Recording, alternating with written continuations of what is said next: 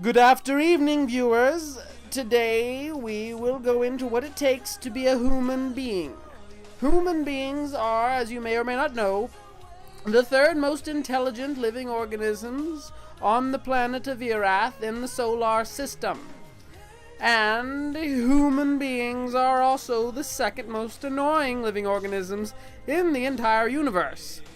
The first, of course, being geese. Human beings pretty much just walk around without shirts on and mow grass. But there are also other things, and that is why I interviewed a human being to ask him about the other things. Here is the interview. Today we are with Mr. McCann. He is an expert on being human. Mr. McCann, if you don't mind, would you please go into what it takes to be a human? How do humans live? Well, it's no picnic. Let's see here. First off, there's the eating of food. You must eat food multiple times a day, every day. Well, they say this. You ask people without money or homes or prospects, they'll tell you that's not always possible, and they're still alive. But that's a well-kept secret. Society deems that you eat food, they say 3 times a day. And then, Lord, the shitting of the food has to come back out. It's much, much more grotesque coming back out than going in, depending on where it's from. Homemade, restaurant food, you'll learn all that. And then you've got to wipe the shit from yourself, because here in America, we don't believe in the bidet yet. We don't believe in sanitary showers for our assholes. We believe in wiping with nothing but a thin layer of tissue paper between our hand, which we eat the food with, and our assholes, which are covered in the shit that the food is turned into. But that's beside the point. I digress. Thank you. The point meter has let me know to move on to the next point. Yes, I would like to add, as the Transformadorians will replace their battery packs, humans must also reach some kind of natural respite. And what, in fact, is that? We call it sleeping. That's what people do. Most people at night, this is what the movies and television will portray, they seem to forget that some people work at nighttime. And some people just naturally don't like to sleep at nighttime. But again, we ignore all that for normalcy of society. And society says at night we watch the news, and then we go to bed, and we go to sleep, and then we get up in the morning from our slumber, and we begin a new day. However, if you're not naturally sleeping, you're going to have to find something to do in the meantime, and you're going to have to make people believe that you are sleeping. If not, you will be believed to be on drugs of some sort, uppers, of course, cocaine, methamphetamine, something of this sort. They will drug test you. Then you will have to provide urine. If your non-human body cannot provide urine, you will have to learn how to manufacture it. It will have to pass as human urine. It has to be at the correct temperature, not hot, not cold, just right, like a warm, fresh cookie from your grandmother's oven. Cookies are good. They are delicious. They are another human thing that you must know about, because we all know about cookies. Whereas the Brits call them biscuits. That's, again, I digress. And people, to afford their cookies and such things, they must have things that they do in their time to be paid, and those things are what? Well, people for monetary gain have what we call jobs, careers. Next point. Okay. Aside from the jobs and careers, which I don't have time to get into right now, people have hobbies. Those are things that they do to, as we would say, kill our time, bide our time, to be busy when we're not busy. And people, they live in houses. Who usually are they living with? They live with family members. These are people who have, they've either created or they've created people with, or depending on their age and their position in life, the people that created them, or maybe the people that created the people. Oh, the people that created. Okay, yes. I'm sorry. I was trying to go through entire family hierarchy, but I'll move on. I apologize. It's really all about who came out of who else, in short. That's what it boils down to. Yes. Many things in our society, even the monetary aspect, in many ways, comes down to whose body you came out of, into, and came out. It's And the not as colours, complicated as I make it sound, but and the class status and the vehicle price tags and such things will determine your whole life. as we call it, keeping up with the Joneses. It's a colloquial phrase that's been around in the America for many, many years. So what is money specifically? Money? Money's made up. Money's not a real thing. We all like to believe it's a real thing. All it really is it's either hard coins or it's some sort of paper or polymer, cotton, and in the case of the United States, cotton and papers. And we pretend that it has some amazing intrinsic value when it's absolutely useless. But people collect it, and the people with the most of it, in fact, oddly don't even have any of the physical monies. They just have digits on a screen to represent the amount of money with an institution that isn't even located in one central main building. It's all just made up. Fascinating.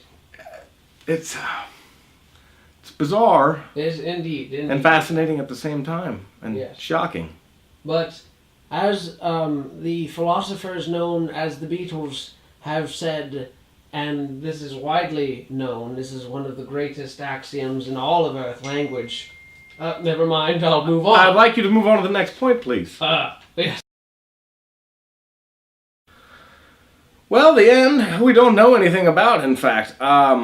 We don't know when the end will come. We don't know why the end will come. Even if many people try to create the end, it doesn't always go successfully, and oftentimes they have to wait long, excruciating years to see the end. We don't know where you go in the end. We don't know how you get there. We don't know if you're coming back. All we know is just the end. So essentially we know pretty much nothing. We really know nothing about nothing, but we don't know anything about nothing. So we essentially know nothing about anything, Yes. but nothing. Yes. And I've seen people, human people in fact, walking around, on the streets, and they'll sometimes bop into each other, sometimes they'll move their hands in a very odd way, which we would declare war with on Tranfamador. But you humans, you call it greeting. Can you go into this at all? Greeting it's complicated. It's fallen out of fashion in many ways, greeting. Saying hello, being polite, speaking with your fellow community members. People used to do it as a normalcy and a courtesy just to other humans because it was the thing to do, as they say. Nowadays, not so much. Many, especially younger individuals, almost seem, should I say, petrified when greeted by a stranger, as if they were greeted by someone wielding a large Bowie knife. Yes. That's not a knife. This is a knife. Yes, I have said hello to several human people in specifically this city of Springfield, Ohio, and the reaction from their faces that I've garnered seemed reminiscent of the Tranfalmadorian Frung Snap of the Higildar, which is a completely different and very, very inappropriate and negative thing. Mm-hmm. Yes. Mm-hmm. Unfortunately, it's not a phenomenon only known here in Springfield. It's spreading from coast to coast, not only in our country, but across the world. People are forgetting how to greet and reply to other people, unless there happens to be a screen in between them. If they can avoid direct facial eye contact, and potentially having to stand more than 5 feet from someone, they can better communicate. If they're given smart telephones, they like to send messages directly to avoid the verbal communication cues, as we once did in yesteryear. Well, as Meta Man of Marbles on Tranfamador says, "Skrr," and I believe that is correctly translated to "I see" in the earth tongues of English. I see. Yes. I see. Yes. I see all too well. Well, I would see it as fitting for you, our guest on this program, to welcome aliens, Tranfamadorians, others who are maybe on too many psychedelics into the human race. So, would you please? Well, I'd like to say welcome, and then I'd like to remind you that we don't welcome anyone. Not even ourselves. Humans haven't been able to understand yet how to accept and welcome other humans, so I bid you good luck, sir, and Yes. your people a profound, hard walk ahead of you. Yes, I find it interesting that you've. But in fact, most humans are somewhat uncomfortable in their own skins, which to Tranfamadorians is incomprehensible because in every second of our natural lives we feel what you humans call euphoria constantly, and it's magnified into the utmost levels of godhood. We've never felt this sorrow or misery or ashamedness. It's quite fascinating to us, in fact. It is fascinating. Fascinating indeed. Fascinating indeed. Yes. Well, Mr. McCann, I would like to thank you for your time, and for the militia of Tranfamador would like to thank you for helping us to blend in with your people. And I thank all of you for choosing Earth and humans to coexist with.